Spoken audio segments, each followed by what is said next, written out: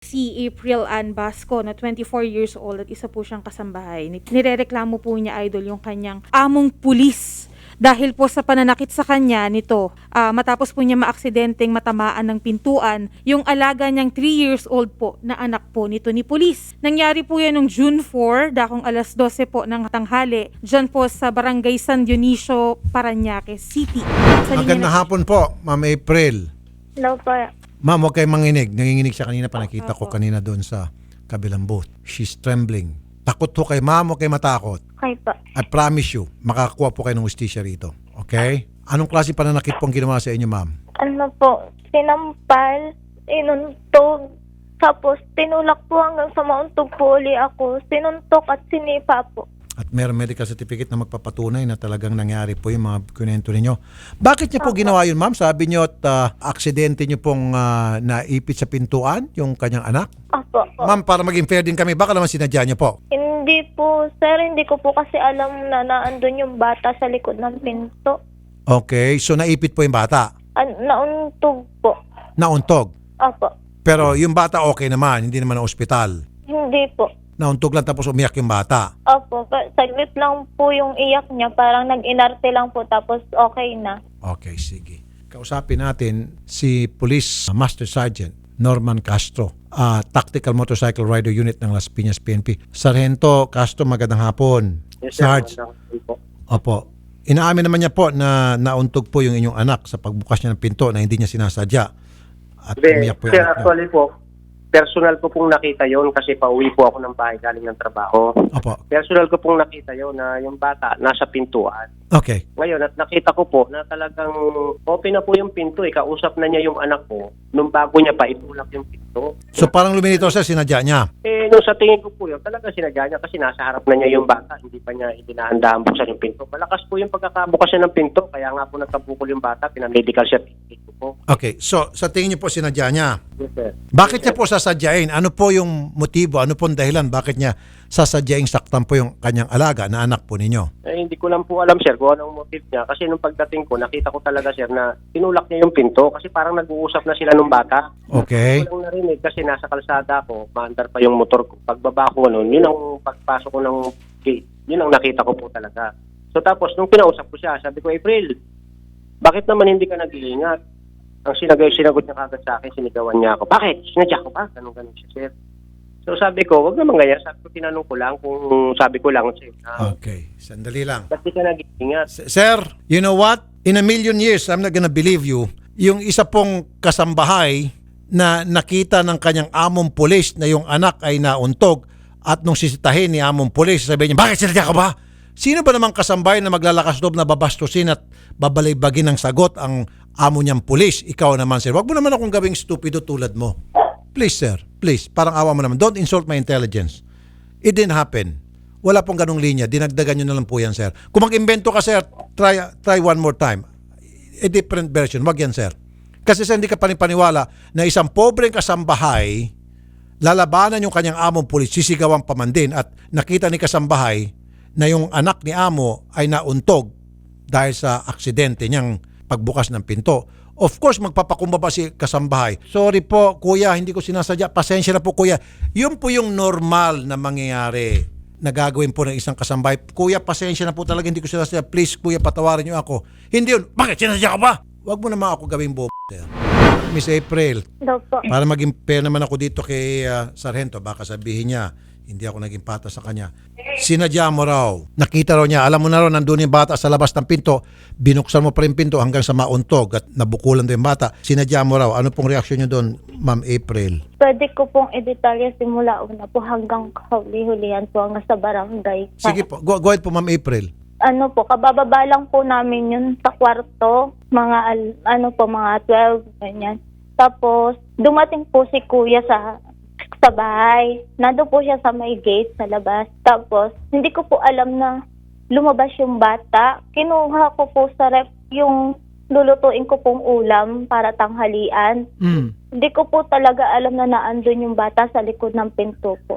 Dahan-dahan lang po yung bukas ko kasi po hawak ko po yung ulam na lulutuin ko po. Opo. Pagbukas ko po doon, dahan-dahan lang po yun. nauntog po yung bata na hindi ko po alam talaga na naandun yung bata. Tapos po niyan, sabi ko po, hala sorry, hindi ko sinasadya, hindi ko alam na naandyan ka. Sabi ni kuya na naandun sa may gate po, sabi po niya ay, linti ka April, nasaktan na yung bata, linti ka talaga. Sabi ko po sa kanya, kuya, hindi ko naman po sinasadya. Sabi niya sa akin, hindi sinasadya. Kitang-kita mo na naandyan yung bata.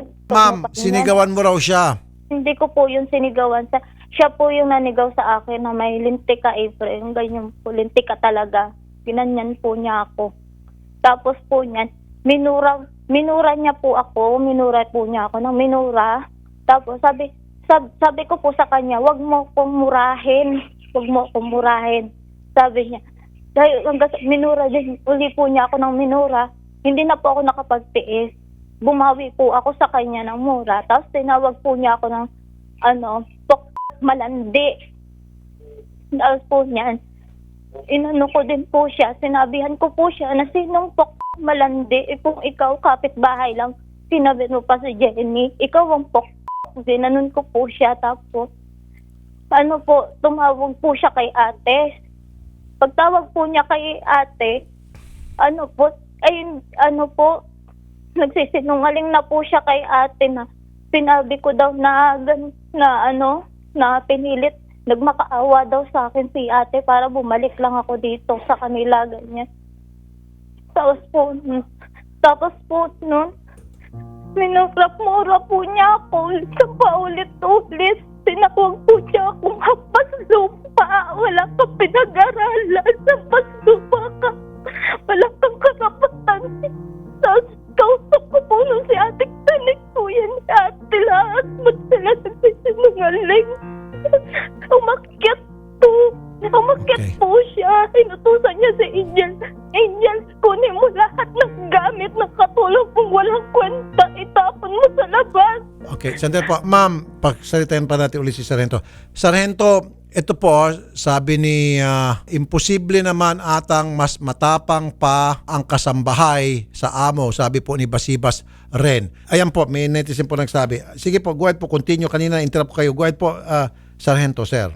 Yes, sir. Minura-mura mo raw siya, sir, hanggang sa hindi niya na matiis, napamura na rin siya, nakapagsabi na rin siya ng mga salita na hindi ho kaaya-aya sa tainga nyo. Sir, yun. Yung mga salita niya na yun, wala po ako magagawa doon. Yun ang sinasabi niya eh. Pero sa akin po, sabihin ko po yung nangyari talaga kasi ako po mismo ang kausap niya.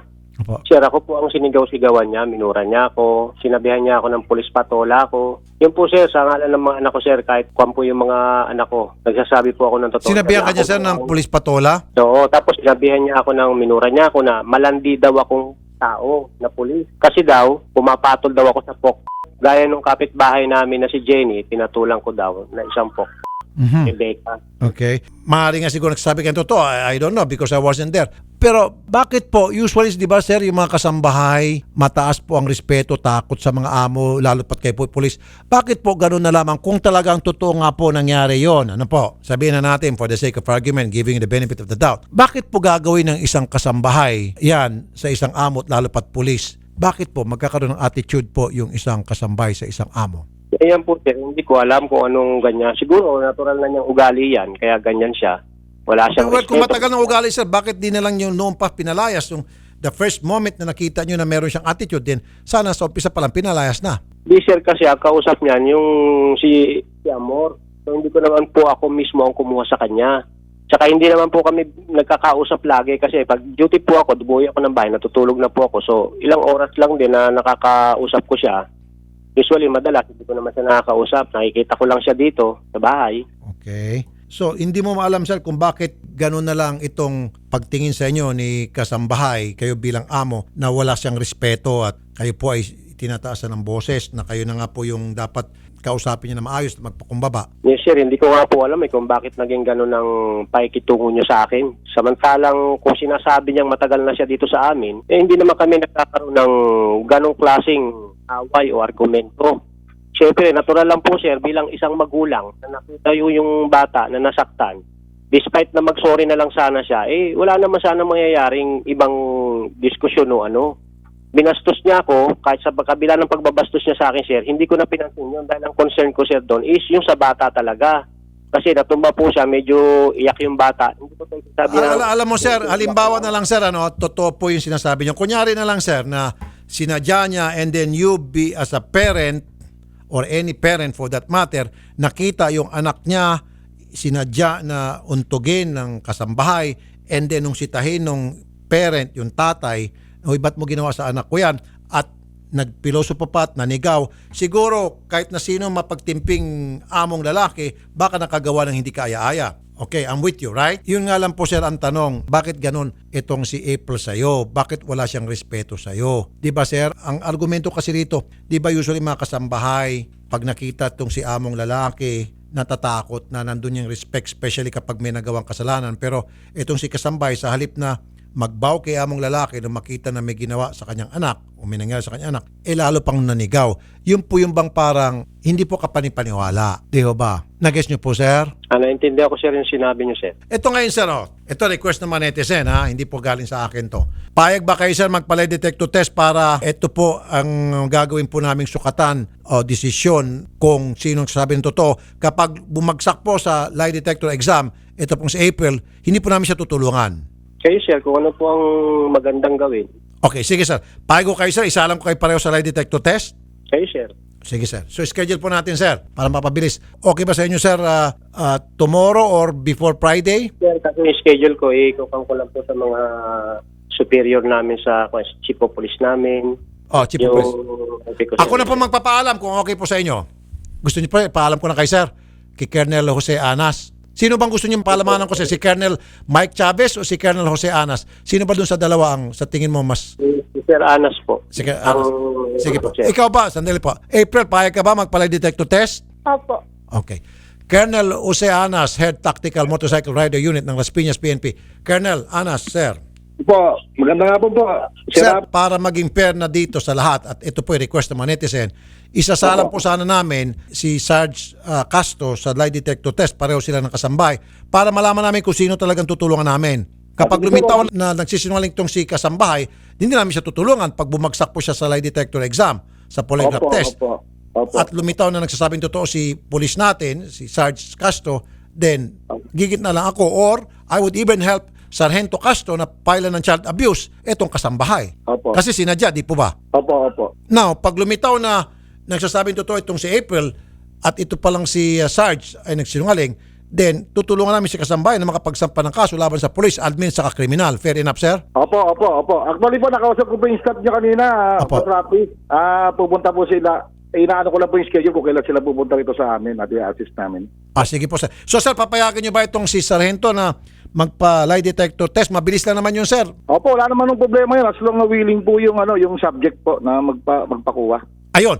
Okay, Sargento. Yes sir, yes sir. Ayan po, sabi ng boss ninyo, as long as willing daw kayo, wala na problema sa kanya bilang boss nyo. Willing ka ba, sir, o hindi? Yes sir.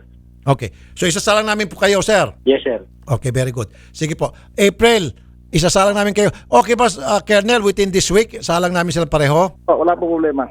Okay, sige po. Colonel, sobrang thank you, Colonel Anas. Opo, open po kami palagi, Boss Rapi. Alam niyo naman po ang programa ng aming pamunuan, yung ICB po, yung sinisigurado namin yung kalinisan Sige po. sa tauhan, sa kapaligiran. Sige po. Sobrang thank you po, Colonel Anas. Mabuhay po kay Colonel, sir. Opo, salamat po, Boss Rapi. Thank you.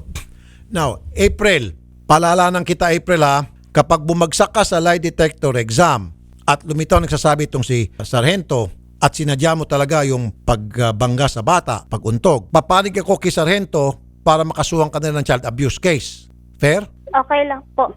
However, pag pumasa ka at bumagsak si Sargento or umatras si Sargento, kakasuhan natin si Sargento admin at saka kriminal. Okay po. Naintindihan niyo po, Sargento? Yes sir, yes sir. Pag halimbawa, sir, umatras kayo or hindi kayo pumasa sa polygraph exam, Yes sir. full force po yung wanted sa radyo, I'll use all my available resources para kayo po diinin, admin at saka kriminal. Fair enough? Yes sir. Salamat po, Sargento. Hanggang Friday po. By next week, magkakalamanan na tayo kung sino nagsabi sa inyo totoo. Okay? Yes sir. Okay. Salamat po sa inyong dalawa.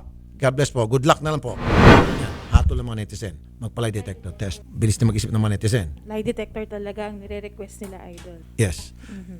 Ang na-turn off lang yung isang netizen dyan nung sinabi nitong kasambahay, nakita ko din later, ba't niya ginamit kasi yung term na nag-inarte, para nag-inarte yung bata habang umiiyak. Dapat niya ginamit yun. Dahil ang bata, kapag nasaktan, natural iyak yan. Iiyak talaga. Opo. Doon lang, na-pick up yun ng netizen. Ang bilis ng pick up ng mga netizen eh. Okay? Yung pagsabi niya, umiyak na para nag-inarte lang. Okay? Well, on the other hand, pwede rin yung wala sa kanya yon. Kumbaga mababaw, baka wrong choice of word. Baka ibig sabihin, umiyak, mababaw na iyak. Hindi naman yung hagulgol, hindi naman yung talagang... Opo. Kasi iba yung iyak na wala nang tigil at sumisigaw. Meron yung iyak na konti lang. Tapos wala na. O baka yun ang ibig sabihin. However, na-pick up ng mga netizen, iba yung pick up nila doon. Okay? Let's see. Okay.